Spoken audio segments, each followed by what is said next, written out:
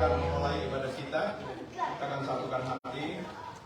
Kita mau memuji, menyembah Tuhan, bahkan kita mau mengundang Tuhan untuk hadir di tempat ini. Mari kita tundukkan kepala Bapa, kami mengucap syukur buat pagi yang indah ini, pagi di mana Kau membawa umat-Mu datang ke dalam rumah Tuhan. Kami percaya bahwa Engkau telah menyediakan sesuatu bagi kami semua, agar kami benar-benar boleh menjalani hidup sesuai dengan perintah-perintah Tuhan. Kami mau berdoa Tuhan khususnya bagi para pelayan hidupmu yang ambil bagian dalam pelayanan ini, mulai dari worship leader, backup singer, pemain musik, usher, kolektan, mixer, sound system, dan semua Tuhan, bahkan pelayan-pelayan meja, para pendoa, dan guru-guru sekolah minggu. Semuanya Tuhan, hamba memohon pengurapan daripada-Mu agar semua mereka benar-benar boleh mengerti ketika mereka dipanggil untuk dipilih menjadi hamba-hamba-Mu yang terus memiliki hati yang selalu mengasihi Tuhan dengan setiap pekerjaan atau tanggung jawab yang Tuhan sudah bebankan dalam hidup mereka semua, agar mereka melakukannya dengan ucapan syukur di hadapan Tuhan. Kami percaya di setiap ibadah Tuhan, bahkan pada pagi hari ini boleh menyenangkan hati Tuhan, sehingga berkat Tuhan sudah Tuhan siapkan bagi setiap umat Tuhan yang hadir di tempat ini. Apapun masalah mereka, apa percaya Engkau tidak biarkan mereka pulang dengan tangan kosong, tetapi Engkau selalu Tuhan memberikan yang terbaik dalam hidup mereka. Oleh sebab itu kami bersatu hati Tuhan, mau berdoa bagi jemaat yang datang dengan sakit penyakit Tuhan, biarlah mereka pulang dengan kesembuhan daripada Tuhan, agar mereka semua sadar dan percaya bahwa Tuhan ada di tempat ini. Itulah sebabnya mereka datang Tuhan, bukan hanya sebagai satu rutinitas, tetapi hamba percaya hati mereka boleh meluap-luap dengan ucapan syukur karena Engkau begitu baik dalam hidup mereka. Terima kasih Tuhan, terima kasih. Segala kuasa-kuasa roh jahat yang bercokol di tempat ini, kami akan bersatu hati untuk mengusir di dalam nama Yesus. Kami mengundang Allah Roh Kudus untuk hadir di tempat ini, untuk menjalani ibadah Tuhan dari permulaan, pertengahan hingga pada akhirnya, sehingga ibadah ini benar-benar boleh menjadi satu ibadah yang menyenangkan hati Tuhan. Dan tak lupa hamba berdoa untuk guru-guru sekolah minggu, berikan mereka hikmat pengertian, agar apa yang Kau percayakan Tuhan untuk membimbing anak-anak sekolah minggu dari sejak kecil mengenal Tuhan, takut akan Tuhan, menghormati kedua orang tuanya, sehingga mereka akan menjadi generasi penerus dalam gereja-Mu, mempunyai hati yang benar-benar mengasihi Tuhan, sehingga Engkau akan buat mereka ini berhasil bertumbuh dan berbuah, sehingga nama-Mu dipermuliakan. Terima kasih Tuhan, terima kasih. Khususnya hamba-Mu yang Kau percayakan untuk menyampaikan isi hati-Mu, urapan-Mu Tuhan, hamba-Mu perlukan.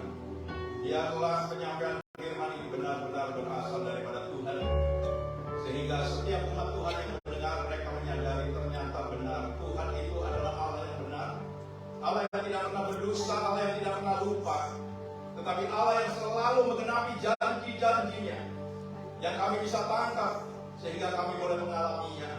Terpujilah nama-Mu kekal sampai selama-lamanya. Kami akan memulai ibadah ini di dalam nama Tuhan Yesus Kristus yang menjadi Tuhan dan Juru Selamat kami. Dan semua kita yang akan dilawat diberkati Tuhan, mari sama-sama katakan amin. Shalom, selamat pagi. Welcome home. Haleluya, luar biasa. Saudara, dekat salam, kiri kanan saudara katakan, hari ini mukamu fresh. Katakan, mukamu segar. Haleluya. Yesus baik, amin. Haleluya. Luar biasa ya, hari ini. Saudara, tahukah saudara, kalau Tuhan itu menanti-nantikan saudara. Amin. Tuhan itu sudah tunggu-tunggu saudara sejak dari pagi saudara. Amin. Tahukah saudara di Alkitab dikatakan di Yesaya 30 ayat 18. Yesaya 30 ayat 18 boleh ditampilkan. Yesaya 30 ayat 18. Sebab itu Tuhan menanti-nantikan saatnya hendak menunjukkan kasih-Nya kepada kamu. Amin. Sebab itu Ia bangkit hendak menyayangi kamu. Sebab Tuhan adalah Allah yang adil, dan berbahagialah semua orang yang menanti-nantikan Dia. Amin. Amin, saudara. Tuhan menanti-nantikan saudara. Wow. Allah Bapa kita, saudara. Raja segala raja menanti-nantikan saudara. Bagaimana saudara mau respon, saudara? Ya, saudara mau menanti-nantikan Tuhan? Saudara mau berharap pada Tuhan? Amin. Saudara, tim musik saya, saudara boleh membawa saudara-saudara dari Tuhan, tapi Tuhan lebih rindu lagi. Amin. Tuhan lebih rindu saudara pas dalam hadirat Tuhan. Amin. Amin, saudara. Kita gak berharap pada manusia. Amin. Tapi kita mau memberikan 100% kita sama Tuhan, menyembah Dia. Haleluya. Oh, haleluya. Mari kita sembah Dia, saudara. Terima kasih Tuhan. Haleluya. Oh.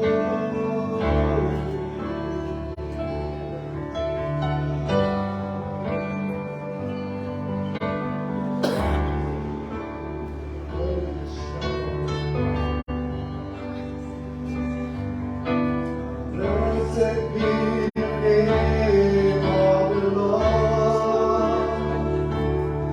He is worthy to be praised and adored. So we lift our holy hand in one accord, singing, blessed be the name, blessed be the name, blessed be the name of the Lord. Oh, katakan, blessed be the name, blessed be the name of the Lord. He is worthy to be praised and adored. So we lift our holy hand in one accord, singing, blessed be the name, blessed be the name, blessed be the name of the Lord. Hallelujah. Terpujilah nama Tuhan, Dia yang tinggi dan layak dipuja. Mari angkat tangan di hadapan-Nya, nyanyi puji namanya, puji namanya, pujilah nama Tuhan. Oh, terpujilah, terpujilah nama Tuhan. Dia yang tinggi dan layak disembah. Nyanyi angkat tangan di hadapan-Nya, nyanyi puji namanya, puji namanya, dan pujilah nama Tuhan. Mari kita semua bangkit, katakan, terpujilah nama Tuhan, terpujilah nama Tuhan. Dia yang tinggi dan layak dipuja. Kami angkat tangan di hadapan-Nya, nyanyi puji namanya, puji namanya, dan pujilah nama Tuhan. Oh, dan pujilah nama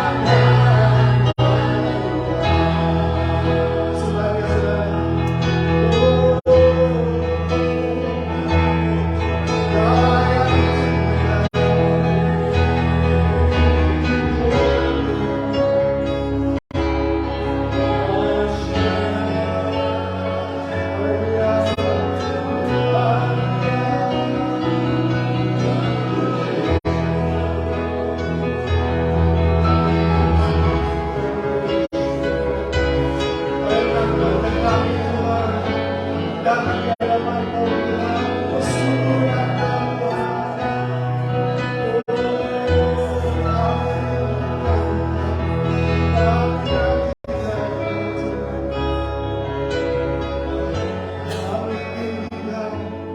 Kami berkati Engkau Tuhan, dengan pujian kami Tuhan, dalam kesenangan Tuhan, puji dalam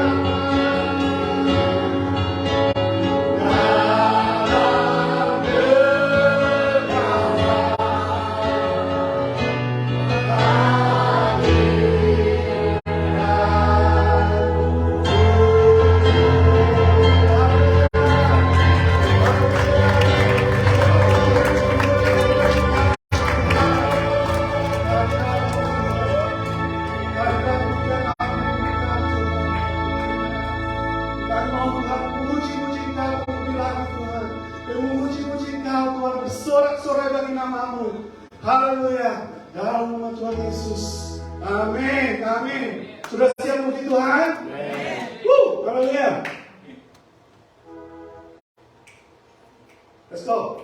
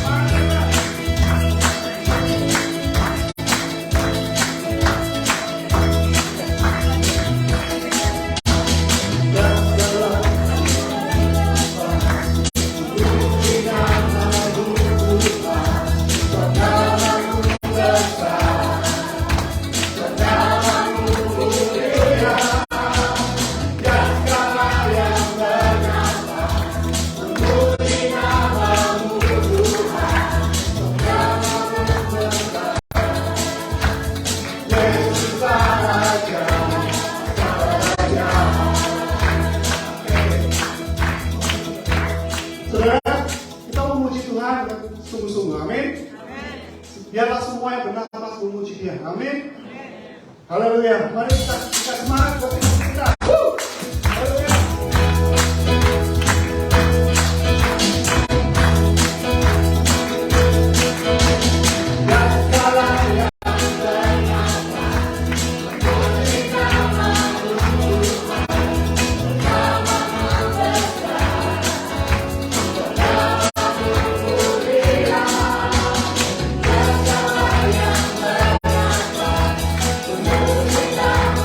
Namamu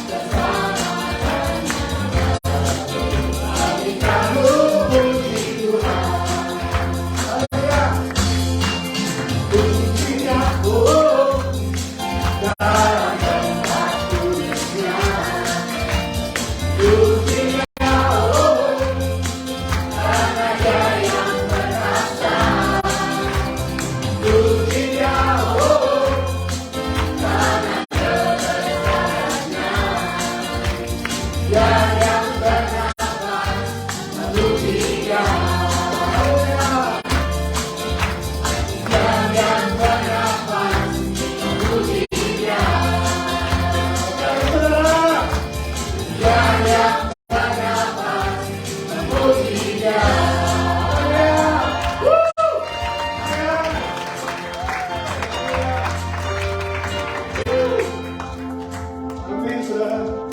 Kita menciptakan baru. Amin, saudara. Kita mau memuji-muji Tuhan senantiasa. Haleluya. Silakan duduk dalam hadirat Tuhan.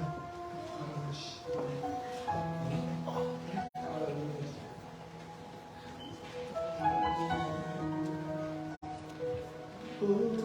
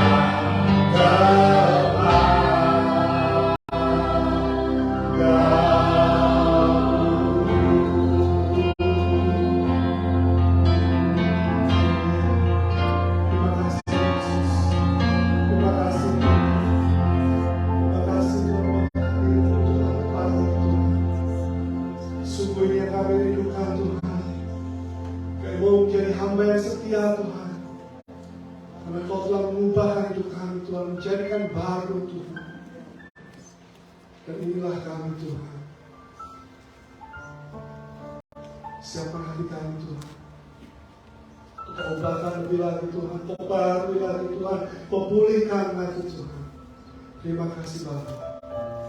Kami siap Tuhan. Dalam nama Tuhan Yesus.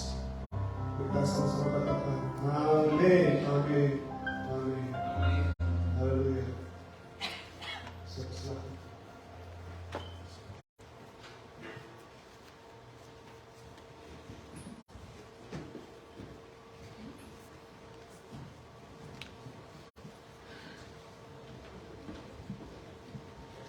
Shalom, selamat pagi. Masih excited? Masih excited, haleluya. Katakan wow, wow, wow, wow.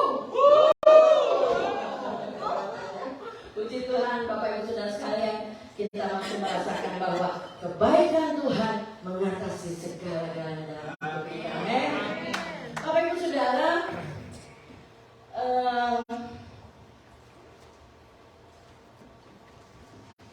kita akan memberikan yang terbaik untuk Tuhan. Namun sebelumnya saya akan memberikan sedikit pesan sponsor yang pasti semuanya untuk Tuhan. Sambil mungkin pesan sponsor dijalankan, Bapak disampaikan, Bapak Ibu Saudara yang masih memerlukan amplop, sobat coba mungkin melambaikan tangannya sehingga asyik-asyik kami dapat memberikan amplop-amplop tersebut.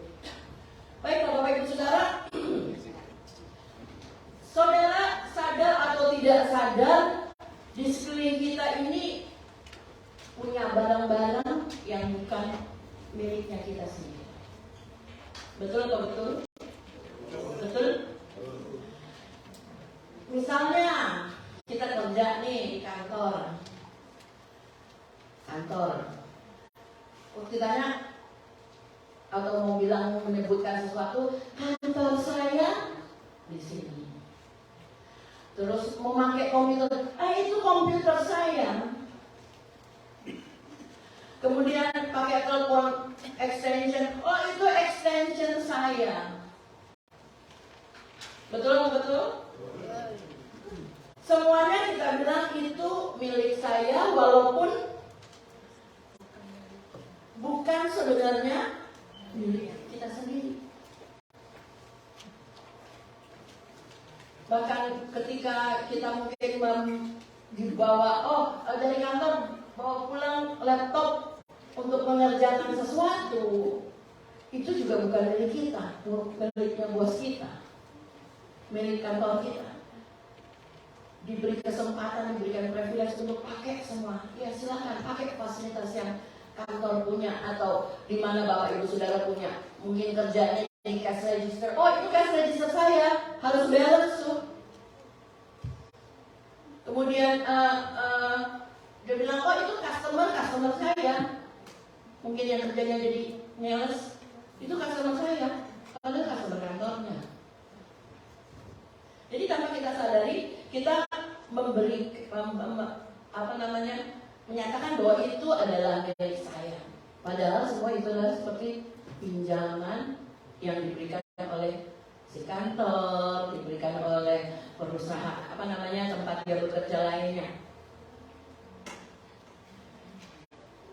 Demikian juga karena itu adalah hubungan tuan dan pegawai. Mirip-mirip Betty. Saya senang bilang Betty, beda tipis. Ketika kita punya barang-barang kita, semua yang ada di rumah kita saat ini bilangnya kepunyaan kita. Televisi kita, semuanya milik, itu saya punya. Padahal sebenarnya Bapak Ibu Saudara, mobil kita, rumah kita, apa yang kita punya itu adalah miliknya siapa? Miliknya Tuhan. Kita diberi privilege untuk pakai. Mungkin Bapak Ibu bilang, enak aja gue cari duit capek-capek dari pagi. Tapi kalau Bapak Ibu tidak punya tenaga, Bapak Ibu sakit, siapa yang kasih gratis? Nggak ada. Karena ada yang gratis, apalagi di New York. Mohon maaf, kadang-kadang kita mau buang air kecil aja harus ada koin. Saya rasa di Indonesia juga begitu, benar apa enggak? Then sometimes udah nggak pulang. Jadi nggak ada yang gratis, apalagi di sini di New York.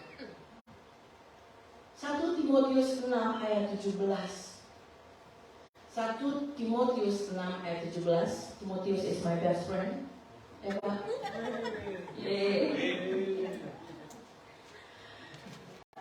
Timotius 6 ayat 17. Coba kita baca.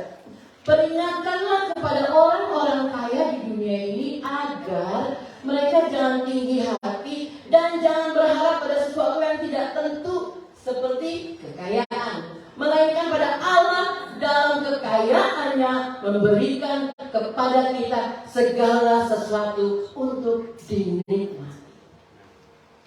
Wow, baik banget Tuhan Yesus Allah kita memberi kita sesuatu untuk kita nikmati. Tapi kita manusia suka benar. Kita suka lupa. Akhirnya tidak menghargai apa yang Tuhan berikan. Amin. Yang punya duit banyak jadi suka shopping. Mungkin saya nggak bilang shopping itu salah. Tapi kalau sesuatu yang berlebihan akhirnya nggak jadi berkat. Masif shopping, belanja. Akhirnya begitu tagihan kredit card datang, oh Tuhan, kredit card gue mesti bayar, jatuh tempo, mana sekarang kredit limitnya makin kita suka belanja, biasanya banget kita Bapak Ibu Saudara, makin ditambah, benar apa enggak? Makin banyak belanja, makin ditambah Bang. Tetapi malah kita jadi gelap mata, jadi seperti barang pelahap yang belanja sama banyak sendiri nggak bisa kontrol. Sekali lagi, segala sesuatu privilege yang Tuhan berikan pada kita untuk kita dapat menikmati berkat-berkat Tuhan. Mazmur 89 ayat 12 bilang bahwa punya mula langit dan punya mula juga bumi. Jadi segala yang ada di bumi ini adalah milik kepunyaan Tuhan. Sadar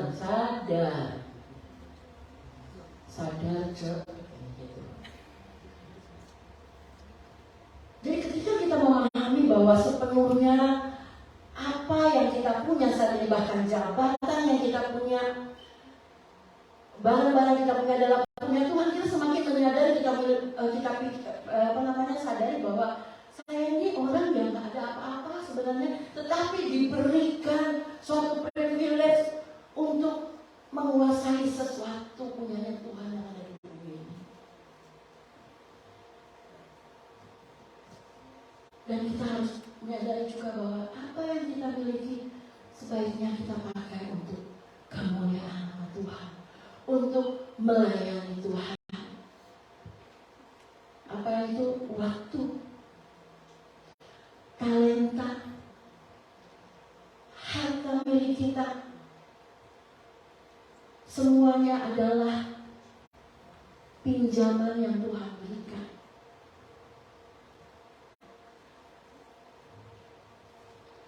Untuk itu kita mau mengerjakan lebih baik. Ketika kita diberi tanggung jawab untuk melayani Tuhan, berikanlah pelayanan yang lebih terbaik untuk Tuhan. Ketika kita diberi talenta, marilah kita memberi talenta itu untuk kemuliaan nama Tuhan. Jangan disimpan sendiri Bapak Ibu Saudara. Jadi akhirnya nanti kita berdosa di hadapan Tuhan ketika satu talenta disimpan malah dikubur, gak berkembang.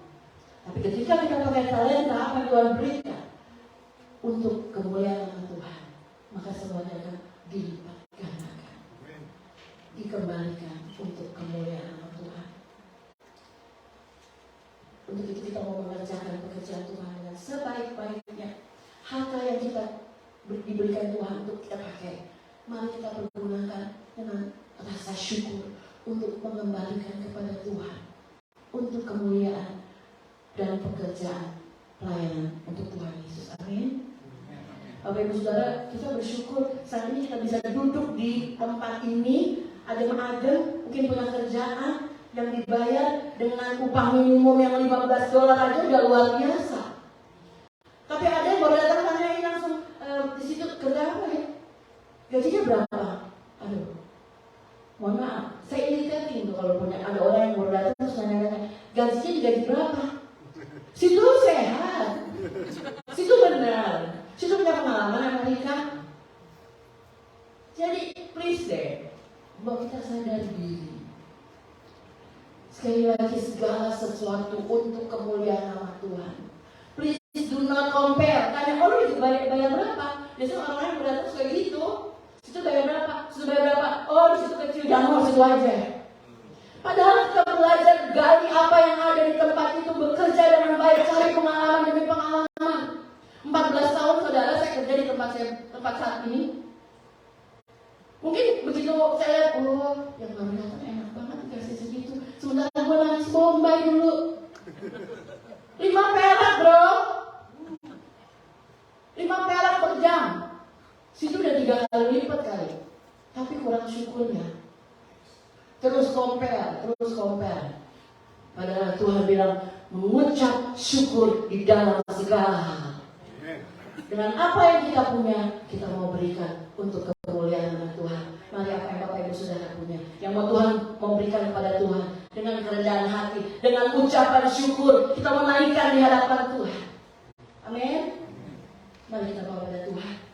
Terima kasih Tuhan. Ini apa yang ada pada kami yang bukan sebenarnya milik kami Tuhan. Tapi seringkali kami lupa untuk mengembalikannya untuk kemuliaan nama Tuhan. Kami menjadi orang-orang yang greedy Tuhan. Menjadi orang-orang yang tidak dapat menghargai pemberian Tuhan dan tidak bertanggung jawab. Apa yang Tuhan berikan kepada kami? Talenta kami, pekerjaan kami, waktu kami, harta milik kami adalah pinjaman dari Tuhan yang dapat kami gunakan. Mari Tuhan pakai semuanya untuk kami pakai lebih baik, lebih bertanggung jawab untuk kemuliaan nama Tuhan. Di dalam nama Tuhan Yesus, setiap kita yang datang dengan mengucap syukur, kita mau sama-sama katakan amin. Puji nama Tuhan. Silakan sambil persembahan dijalankan. Beberapa pengumuman mungkin cuma diingatkan saja bahwa setiap dalam 1 minggu kita ada 3 bagian MA, yaitu MA senior setiap hari Jumat, waktunya bersamaan dengan MA Next Gen di tempat ini di second floor. Wah, itu luar biasa Pak. Senang banget. Oh, first floor, second floor, yang ini third floor. Amin. Ada basement juga Pak, luar biasa. Tuhan Yesus kalau ngasih gak kira-kira sekalian nih, situ puas. Luar biasa kebukaan Tuhan Yesus ngasih. Kemudian good news, maksudnya good news FA-nya itu setiap hari Selasa dan malam ini kita ada fellowship di luar. Jadi Bapak Ibu Saudara mohon dicatat, jangan telat. Kalau enggak naik sendiri, jalan sendiri.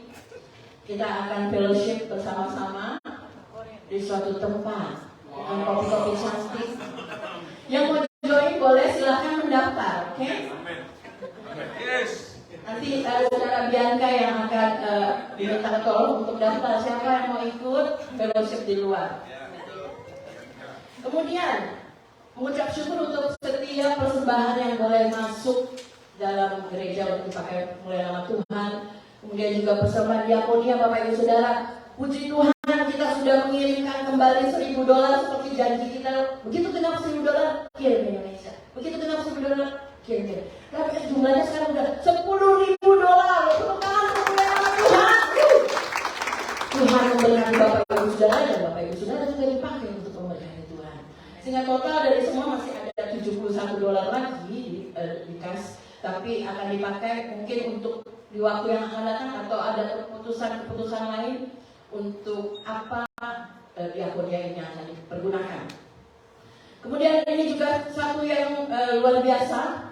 Walaupun kita sudah di Amerika, tetap menikmati Indonesia punya 17 Agustus. Yang mau ikut jelong-jelong, tunjuk tangan yang mau ikut jelong-jelong. Jelong-jelong, jalan-jalan.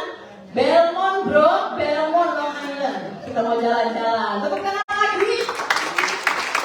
Yang mau barbecue, yang mau main air, mau main sepeda air, semuanya mantap. Mau main volley, mau main apa, mau main gaple, mau main segala sesuatunya mantap. Makan kerupuk apa, semuanya siap otot, oke? Supaya besoknya nggak capek, nggak kerja. Sekali lagi big thanks untuk all the volunteers. Tepuk tangan juga untuk para volunteers yang sudah mulai kita pagi hari ini. Bapak Ibu Saudara, pelajar sudah menguning, tapi penuai-penuainya kami membutuhkan pelayan-pelayan Tuhan yang berdedikasi untuk melayani Tuhan, bukan melayani Pak Yakub, bukan melayani BCC aja, tetapi melayani Tuhan Yesus. Amin. Tuhan Yesus memberkati.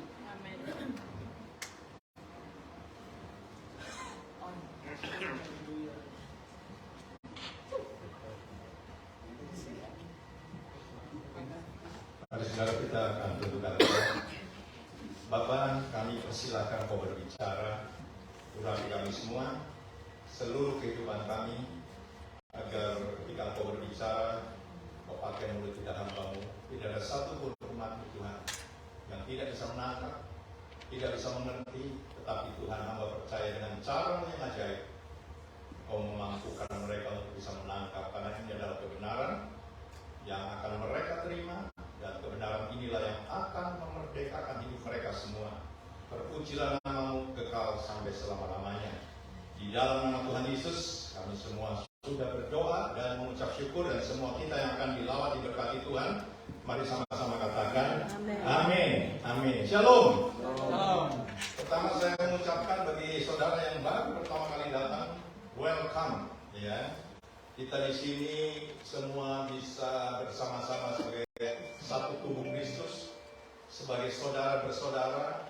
Jangan sampai saudara merasa asing. Kalau ada apa-apa, jangan malu untuk bercakap-cakap, untuk mengungkapkan apa yang perlu ya dari saudara-saudara kita, karena kita diajar Tuhan untuk memperhatikan satu dengan yang lain. Ya, bukan datang hanya untuk cari berkat, terus hanya memikirkan diri sendiri, tetapi saya percaya jemaat BCC akan menjadi jemaat, dengar baik-baik, yang bisa tampil berbeda.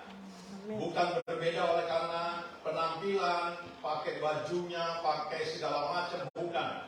Tetapi saya percaya kalau saudara terus dijamah Tuhan, saudara punya hati juga berbeda dengan orang-orang lain. Saudara peduli terhadap saudara, sehingga hidup kita akhirnya dipakai Tuhan. Yang percaya katakan amin.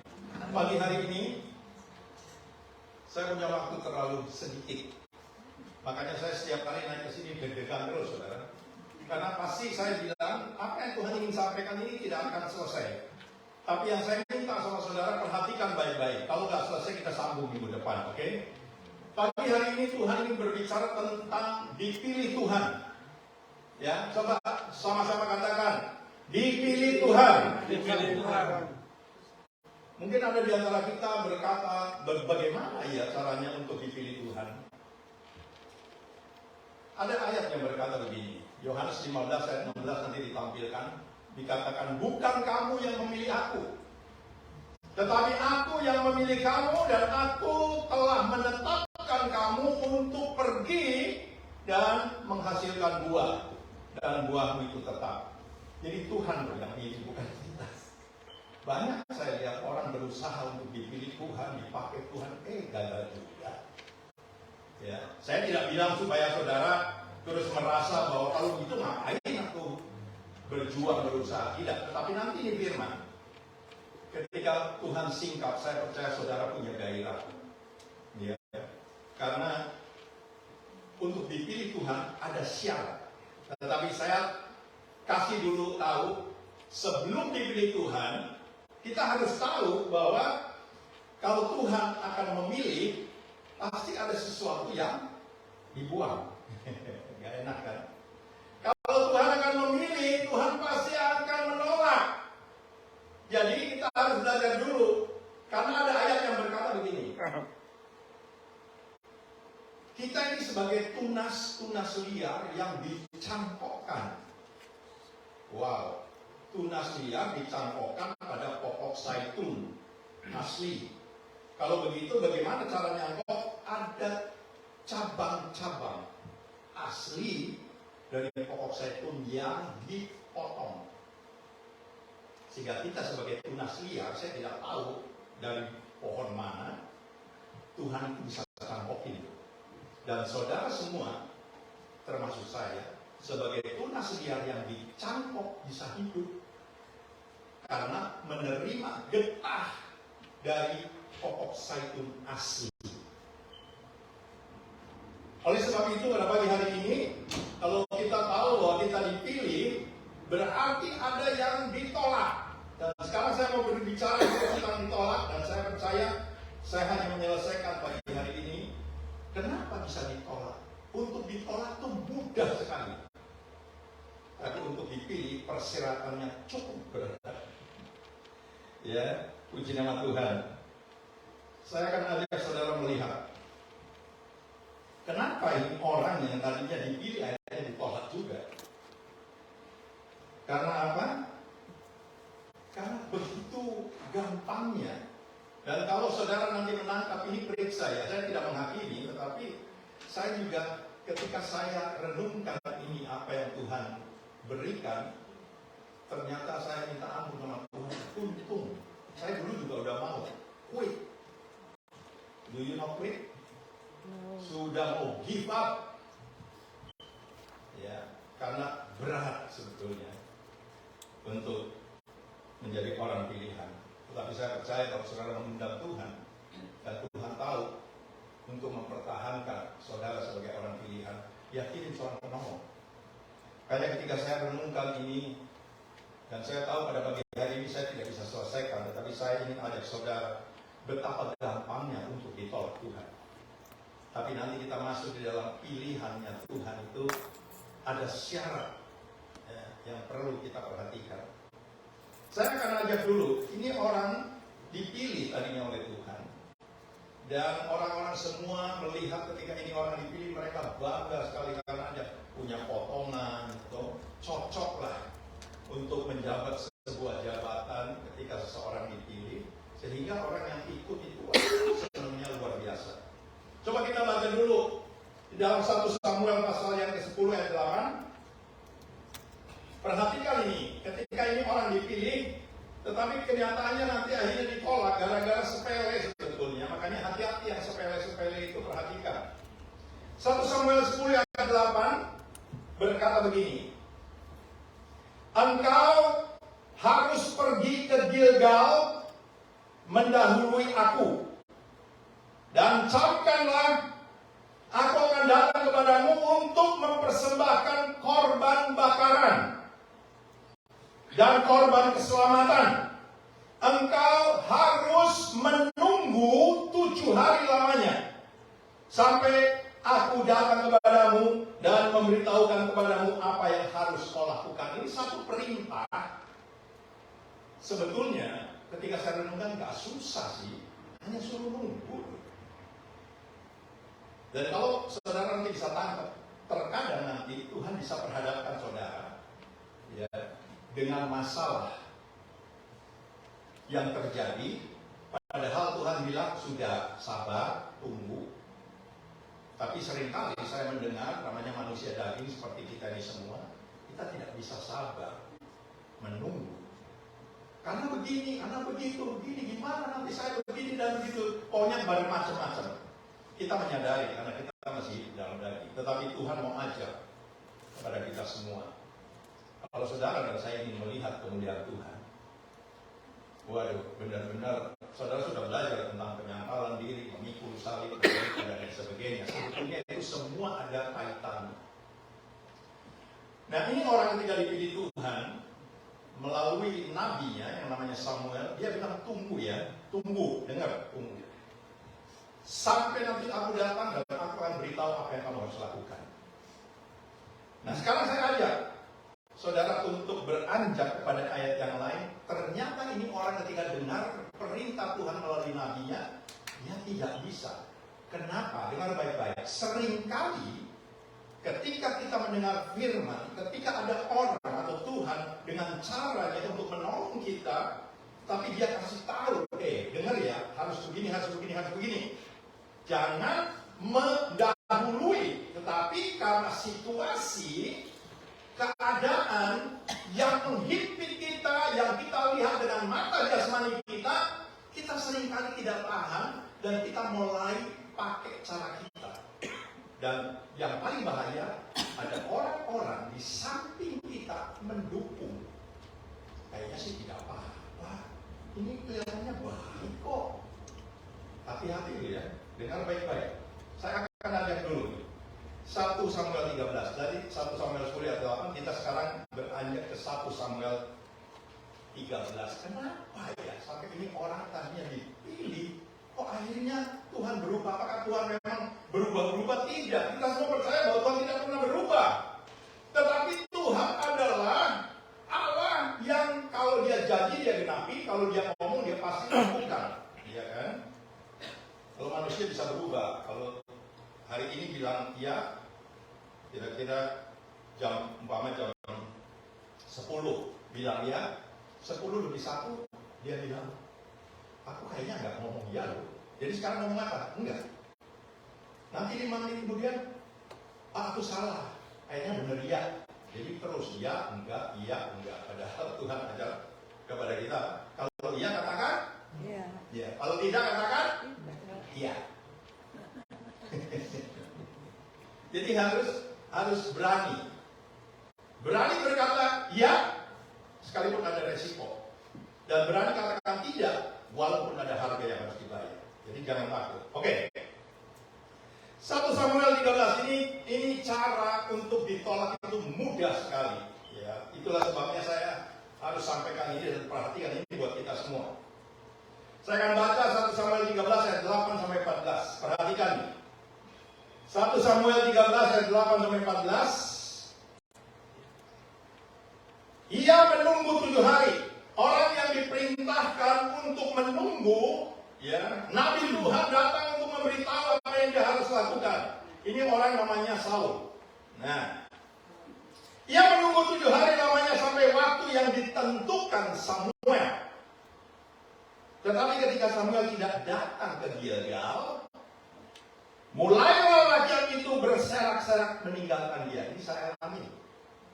Makanya saya bilang, hampir saja saya juga give up. Makanya ketika saya renungkan ini, saya menangis di hadapan Tuhan. Saya bilang, Tuhan kok hebat. Benar-benar kok hebat. Saya ingin saudara untuk bisa mengalami. Ya. Jangan sampai kalau saudara punya masalah menjadi Tuhan dalam hidupmu, sehingga engkau turuti. Saudara semua percaya bahwa ada Tuhan, sekalipun kita tidak lihat, yang mampu dengan caranya yang ajaib untuk menolong saudara dan saya. Masalahnya kita harus sabar, kita harus berani menunggu dengan segala resiko. Ayat 9. Sebab itu Saul berkata, bawalah kepadaku korban bakaran dan korban keselamatan itu. Lalu ia mempersembahkan korban bakaran. Perhatikan, kalau kita baca, yang berhak mempersembahkan korban, ya, bakaran dan korban keselamatan itu bukan raja. Dengar baik-baik, kalau saudara baca, dia punya wewenang. Itulah sebabnya Samuel bilang, tunggu ya 7 hari. Dan nanti kalau aku berjumpa dengan kamu, aku kasih tahu apa yang Tuhan mau suruh kamu lakukan. Tetapi oleh karena dia lihat ada masalah dan mulai rakyat berserak-serak, meninggalkan dia, mulai hatinya deg-degan. Ini perhatikan, saya percaya saudara di dalam menghadapi masalah saudara akan mengalami hal yang sama. Itulah sebabnya perhatikan baik-baik. Jangan terpengaruh dengan oleh situasi dan keadaan. Kalau saudara percaya Tuhan, Alkitab berkata, biarlah engkau berharap kepada Tuhan dengan sungguh-sungguh, tanpa dikendalikan oleh situasi dan keadaan. Dan di situ kita akan melihat, percaya Tuhan yang saudara datangi dan saya, kita memang tidak lihat dengan mata jasmani, tapi kita harus yakin dengan iman bahwa Dia ada. Nah, saya teruskan di sini. Tinggal 12 menit waktu saya. Cepat sekali, makanya saya itu gemeter bukan karena saya nggak bisa ini, tapi gemeter karena waktunya nggak pas. Oke. Setelah dia mempersembahkan bakaran korban keselamatan, dengarkan ayat 10, baru saja ia habis mempersembahkan korban bakaran, maka tampaklah Samuel datang. Saul pergi menyongsongnya untuk memberikan salam kepadanya. Tetapi kata Samuel, apa yang telah kau perbuat? Saya percaya di hatinya Saul, di pikirannya Saul, dia bilang, apa salahnya sih kalau aku membakar korban? Kan itu Tuhan. Perhatikan nih, kadang-kadang kalimat ini, saya begitu yakin banyak anak Tuhan tidak bisa nangkep. Dia pikir baik, tapi Tuhan tidak suruh. Tapi orang di sekelilingnya, nggak apa-apa. Ya ini kan buat Tuhan.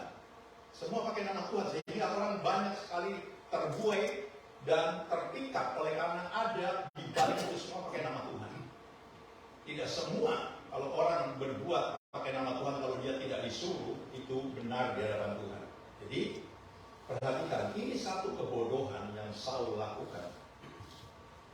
Jadi ketika Samuel bertemu, tidak kasih salam, tidak apa, tetapi Samuel langsung berkata, apa yang kamu buat? Jawab Saul, karena aku melihat, bukan percaya, bukan memakai iman, bukan mendengar apa yang Samuel katakan beberapa hari yang lalu. Saya percaya mungkin 1 minggu, 10 hari sebelum 7 hari itu berlaku, dia tidak ingat apa yang Samuel katakan kepada Saul. Tetapi dia dikendalikan oleh keadaan dan situasi, sehingga dia melakukan apa yang dia anggap benar, padahal belum tentu benar di hadapan Tuhan. Jawab Saul, karena aku melihat rakyat itu berserak-serak meninggalkan aku, dan engkau tidak datang pada waktu yang telah ditentukan, padahal orang Filistin telah berkumpul di Mikmas. Maka pikirku, sebentar lagi orang Filistin akan menyerang aku di Gilgal, padahal aku belum memohonkan belas kasihan Tuhan. Sebab itu aku memberanikan diri, lalu mempersembahkan korban. Kalau sampai di sini saya percaya mempersembahkan korban, seringkali kita berpikir, apa salah sih? Itu kan buat Tuhan. Tapi ingat, dia tidak punya otoritas untuk melakukan hal ini. Seringkali oleh karena jabatan, dia seringkali melampaui dari apa yang dia percayakan. Saya terus belajar, saudara, dalam mengembalakan gereja Tuhan, jemaat Tuhan. Saya dengan membaca ini, saya terus merenung dan minta Tuhan, terlalu mudah untuk ditolak, untuk jatuh dan lain sebagainya, oleh gara-gara cuma sepele. Ayat 13 berkata apa? Kata Samuel kepada Saul, perbuatanmu itu bodoh. Engkau tidak mengikuti perintah Tuhan. Ayo, sebelum saya baca terus periksa. Gara-gara cuma mungkin saja, dengar baik-baik, kita tidak mendengar. Dan kalau ada orang tanya, aku nggak tahu, nggak dengar. Kita sudah melakukan sesuatu hal yang mungkin tidak berkenan dari Tuhan. Aku tidak bisa menangkap. Itulah sebabnya aku tidak bisa melakukan. Karena waktu itu aku lagi diajak ngobrol. Waktu firman disampaikan. Karena waktu itu aku terlalu sibuk. Badanku ada di gereja, tapi hati dan pikiranku tidak tertuju kepada apa yang Tuhan sampaikan. Itulah sebabnya Samuel berkata kepada Saul, perbuatanmu itu bodoh. Engkau tidak mengikuti perintah Tuhan Allahmu yang diperintahkannya kepadamu. Sebab, perhatikan ini, janji Tuhan kepada Saul. Sebab sedianya Tuhan mengokohkan kerajaanmu atas orang Israel untuk selama-lamanya. Dengar baik-baik. Saudara datang di tempat ini, saudara percaya bahwa oleh karena saudara percaya terhadap Yesus sebagai Tuhan dan Juru Selamat yang sudah mati, yang sudah bayar semua hutang dosa kita yang dunia tidak bisa bayar, dan kalau saudara menerima, saudara diberi janji engkau akan memperoleh hidup yang kekal. Jangan sampai ini hilang, ya. Oleh karena kebodohan kita seperti Saul, oleh karena ketegaran hati kita, oleh karena masa bodoh, sehingga kita berkata yang penting gua ke gereja deh, yang penting gua melayani deh, yang penting semuanya yang penting. Kalau perlu dibubuhin pakai nama Tuhan. 14, dengarkan baik-baik. Tetapi sekarang kerajaanmu, jabatanmu, pilihan yang Tuhan sudah berikan kepadamu semua jangan berubah. Oleh karena apa? Hanya anak bodoh.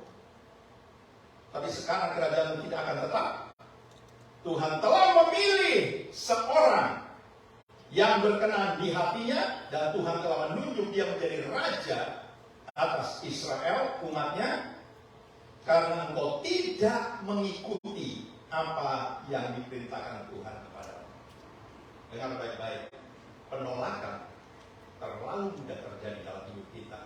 Sekalipun kita semua percaya bahwa Tuhan itu penebus, bahwa Tuhan itu mampu, tetapi gara-gara kita cuma keras kepala, ya, sering tutup telinga, yang kiri dibuka, yang kanan ditutup.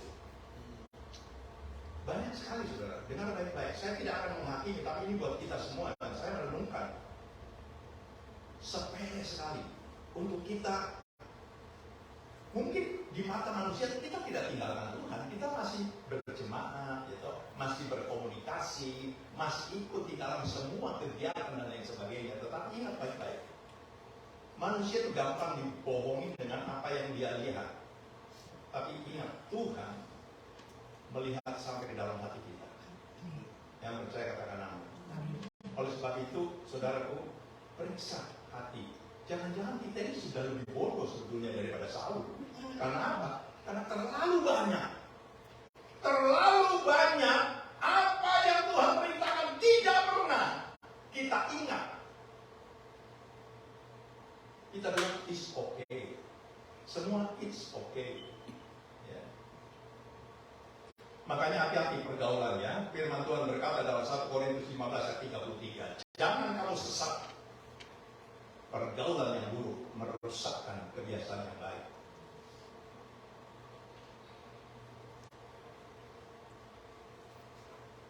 Kalau Naaman sampai mengeraskan hatinya dan tidak mau dengarkan orang-orang yang ada di sekelilingnya, pembantu-pembantunya, dia akan tetap pulang. Sekalipun dia seorang panglima, ditutupi dengan kebesaran jubah pangkatnya, kedudukannya, tapi di dalamnya itu penuh dengan kusta. Tetapi Naaman itu dia mau dengerin. Umumnya orang kalau udah punya jabatan, dia tidak suka dengerin. Siapa kamu ngomongin? Saya sering dengar saudara, kalau saya cerita-cerita ini. Kalau orang sudah naik ke atas, sudah tinggi, dia nggak mau dengar yang di bawah. Dia bilang, diam loh, kayak tahu aja. Tapi ketika Naaman, dia mau dengarkan, walaupun hatinya sudah gelisah, karena dia pikir dia sebagai seorang panglima yang disegani oleh atasannya, tuannya, ya. Dan ketika dia pergi untuk menemui Elisa, karena dia tahu bahwa di Israel ada seorang nabi yang bisa menyembuhkan kusta, dan dia pergi ke sana, dan dia bawa orang-orangnya, dan dia bawa bekal, bawa barang-barang persembahan untuk memberikan kepada nabi Tuhan yaitu Elisa. Tapi ketika dia sampai di depan rumah Elisa, Elisa suruh siapa? G bukan gerung. GHC. Waduh, itu satu penghinaan begitu. Naaman lihat kok GHC yang keluar. Harusnya tuh Elisa yang keluar, makanya dia ngomong, dia tumpangkan tangan dan lain sebagainya dan kustanya sembuh. Tetapi GHC yang keluar dan GHC bilang, Tuhan, kata Nabi, Tuhan pergi ke sungai Yordan, camplungkan dirimu 7 kali dan sembuh kustamu. Dia bilang, kurang aja.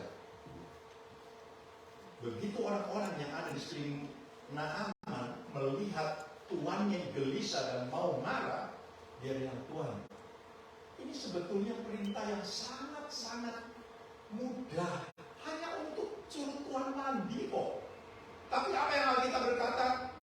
Waktu Naaman merasa seperti dia dihargai, bukankah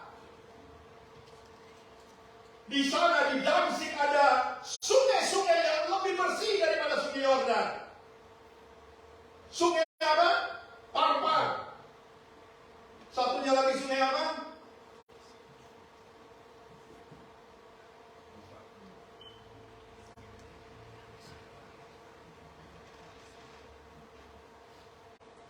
Ada 2 sungai itu bersih-bersih. Kenapa tidak Nabi itu suruh saya nyemplung di sana dan kusta itu sembuh? Tetapi puji Tuhan, ini orang-orang yang dibawa oleh Naaman. Tuhan, sudahlah Tuhan, ikuti saja. Ini tidak susah kok. Akhirnya amarahnya turun dan dia nyemplung. Begitu nyemplung 1 kali, kustanya masih ada. 2 kali kustanya, 6 kali kustanya masih ada. Yang ke-7 kali, si Naaman begitu nyemplung, dia keluar, tubuhnya berubah menjadi seperti seorang bayi, mulus. Abana dan Parpar ya, di sungai Damsyik itu 2 sungai yang bersih. Kenapa tidak di sana? Tetapi saudaraku, makanya perlu hati-hati terhadap orang-orang yang ada di sini, saudara, yang saudara percayai. Kalau mereka tidak mempunyai kebenaran firman, harus saudara hati-hati. Saya tidak mendiskreditkan saudara, tetapi ini firman yang Tuhan ingatkan. Oke, jangan terlalu jauh. Sudah habis waktu saya. Jadi ini perbuatan yang sangat bodoh. Jadi untuk ditolak Tuhan itu paling gampang. Ya, apa? Poinnya hanya tidak mau mengikuti perintah Tuhan. Ini kesalahan Saul yang fatal. Sehingga apa yang Tuhan sampaikan melalui Samuel tidak bisa dicabut. Sedianya Tuhan akan mengokohkan kerajaanmu sampai selama-lamanya. Tapi karena engkau tidak menuruti perintah Tuhan, Tuhan menolak kamu.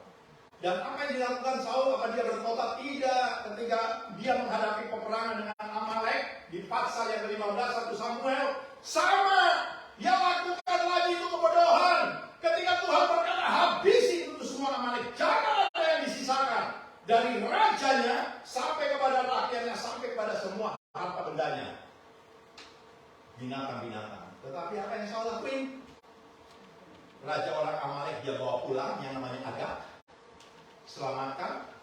Harta benda yang baik-baik dibawa pulang, yang jelek-jelek dihabisin. Terus ditanya, buat apa ini? Buat dipersembahkan kepada Tuhan yang baik-baik. Padahal Tuhan berbicara di dalam pasal 15, habiskan itu semua, jangan ada yang sisakan.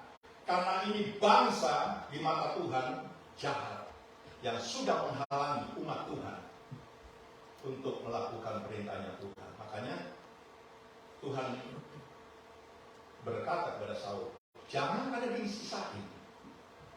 Tapi tetap Agag ini menarik ya. Makanya Saul bawa pulang. Siapa tahu bisa diajak ngopi-ngopi, sharing. Bagaimana sih caranya kok bisa memimpin ini bangsa sampai kok jadi kaya dan lain sebagainya. Ya orang-orangmu banyak. Mungkin aja pikiran Saul begitu. Domba-domba yang tanggung bawa pulang, yang jelek dibuangin semua. Dengan catatan untuk mempersembahkan korban. Tetapi tetap Samuel berkata, perbuatanmu itu bodoh sekali. Oleh sebab itu saudaraku, kembali lagi sebentar di 1 Samuel 13 ya.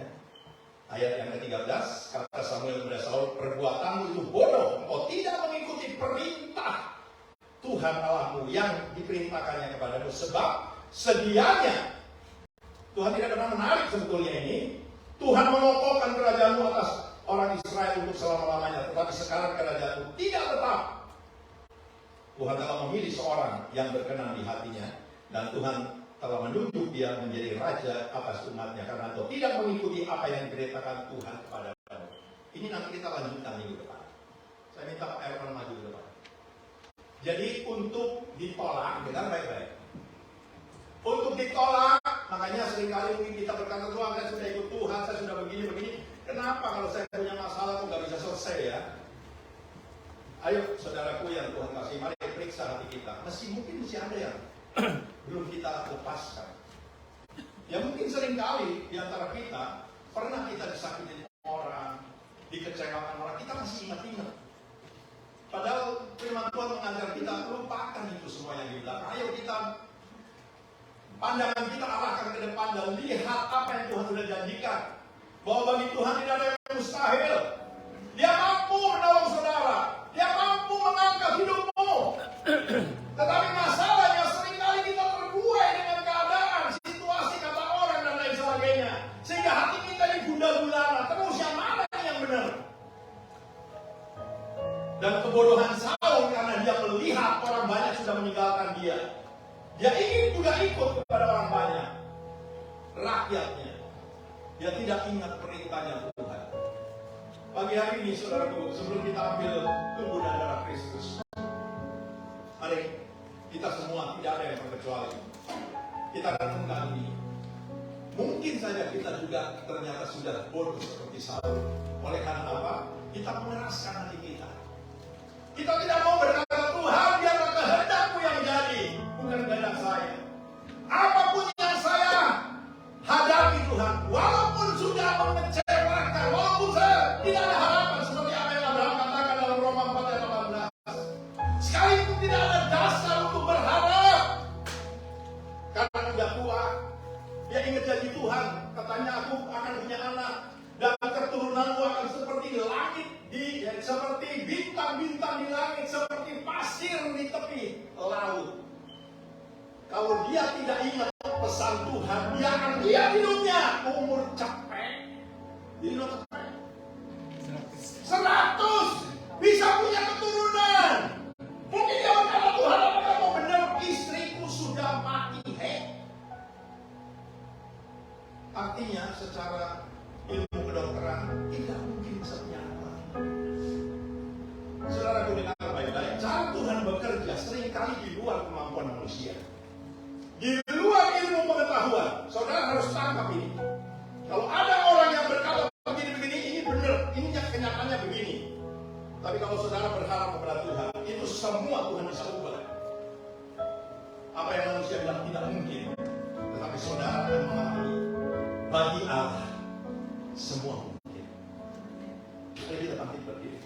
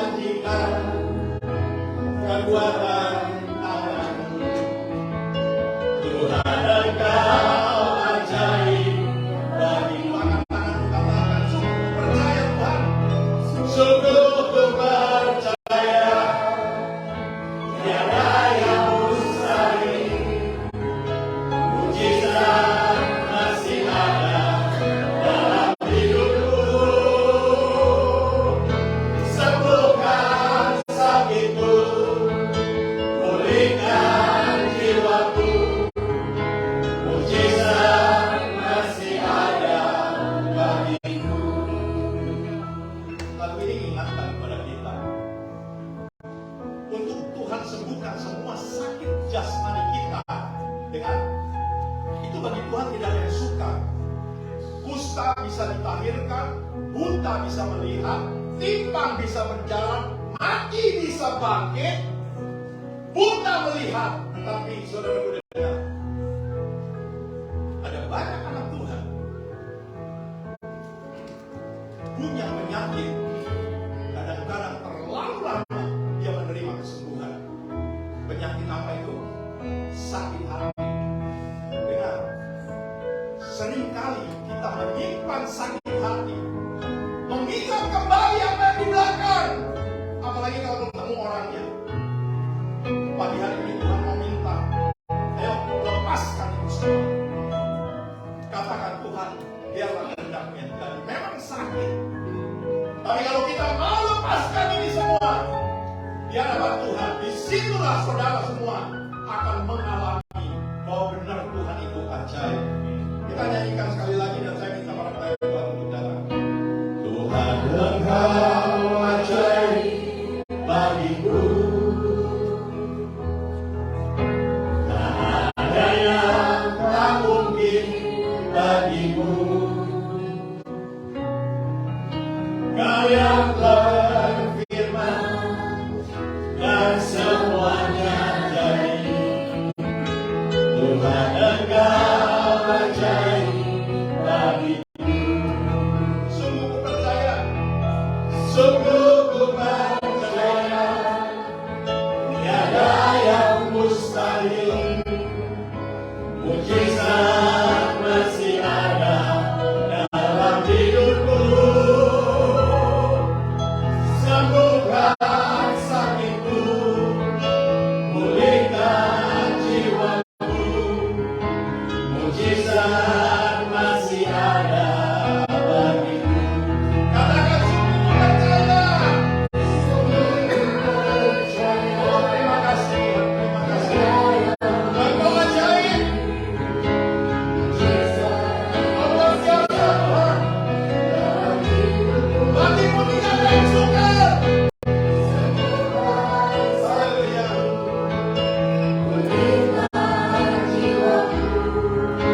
Mujizat masih ada bagimu. Haleluya. Tuhan, Engkau ajaib bagiku. Tak ada yang tak mungkin bagimu. Kau yang telah berfirman dan semuanya jadi. Tuhan, Engkau ajaib bagiku. Katakan, Tuhan, Engkau ajaib. Tuhan, Engkau ajaib bagiku. Tak ada yang tak mungkin bagimu.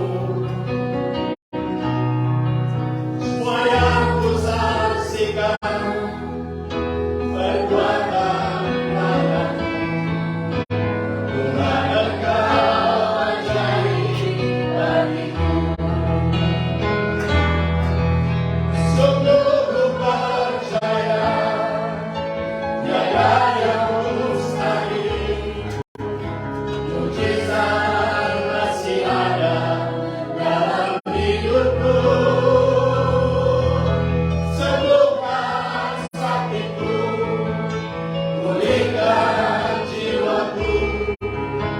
Mujizat masih ada bagiku.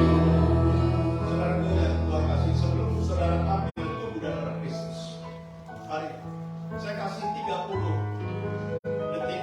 Saudara renungkan, lepaskan semua ada di dalam hati pikiranmu yang Tuhan tidak mau.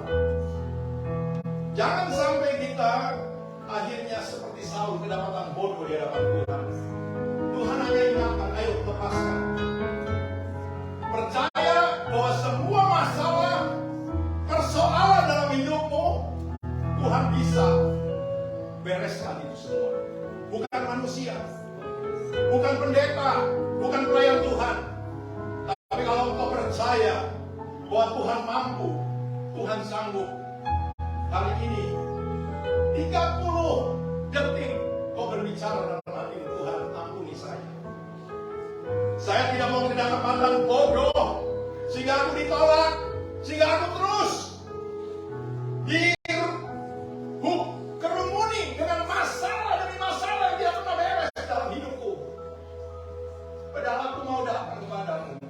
Aku percaya kamu mampu. Saudara berjuang. Dan kalau saudara mendengar firman ini, jadilah seperti Naaman yang mau akhirnya menerima, sehingga kustanya Tuhan sembuhkan. Di zaman itu tidak ada orang kusta disembuhkan. Itulah di firman Tuhan disebutkan hanya Naaman dari Aram disembuhkan Tuhan. Karena apa? Dia mau merendahkan diri di hadapan Tuhan. Tapi kusta itu bisa beralih dan pindah ke dalam kehidupan Gehazi karena hatinya jahat. Ketika Tuhannya menolak itu semua persembahan yang dibawa oleh Naaman, dan dia tidak mau terima karena memang bukan bagiannya dia.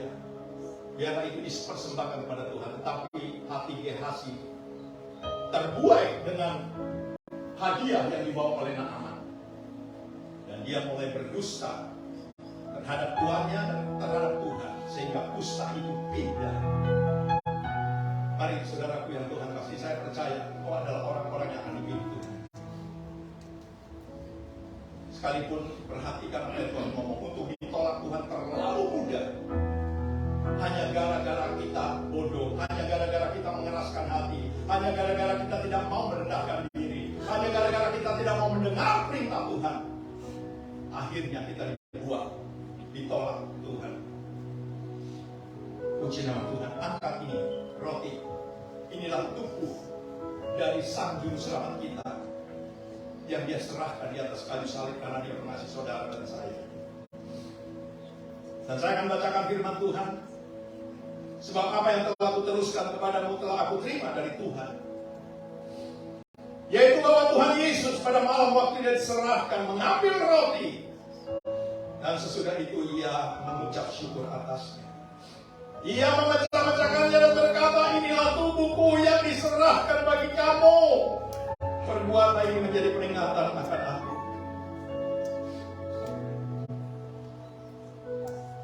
Bukankah roti yang kita pecah-pecahkan adalah persekutuan dengan tubuh Kristus? Amin. Mari kita makan di dalam nama Tuhan Yesus Kristus.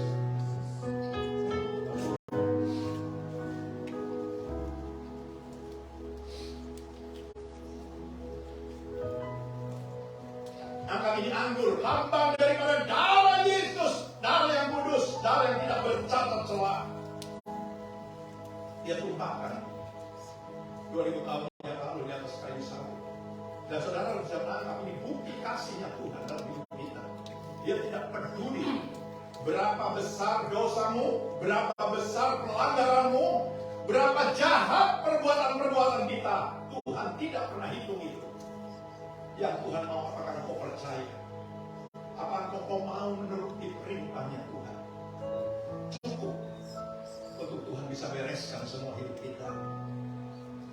Demikian juga ia mengambil cawan sesudah makan lalu berkata, cawan ini adalah perjanjian baru yang dimeteraikan oleh darahku.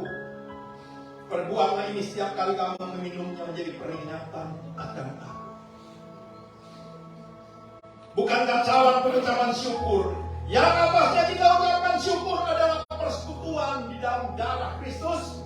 Amin. Mari kita minum di dalam nama Tuhan Yesus Kristus.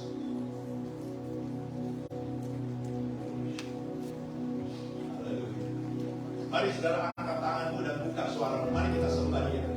Katakan, Tuhan, tidak pernah lagi terbayang oleh pikiran kami Tuhan betapa hebatnya Tuhan Engkau, betapa besarnya kasih-Mu yang Kau sudah buktikan. Dunia tidak bisa melakukan untuk kami Tuhan. Hanya Engkau yang mampu melakukan ini karena Kau. Haleluya.